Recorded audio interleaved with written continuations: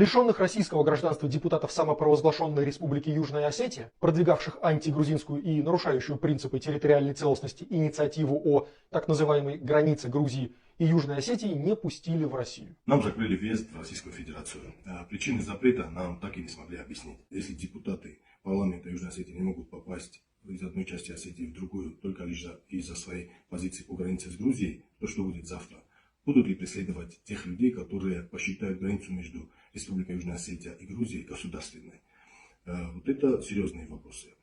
И здесь это не просто какие-то предположения, а похоже на прямые действия вовлечения Южной Осетии в Грузию. Если раньше еще можно было высказывать какие-либо сомнения по поводу того, что, наказывая этих несчастных депутатов, выступающих с антигрузинской инициативой, Россия пытается подыграть Грузии, то сейчас все сомнения развеялись. О чем речь, если сам этот депутат открыто говорит о попытке вовлечения Южной Осетии в Грузию?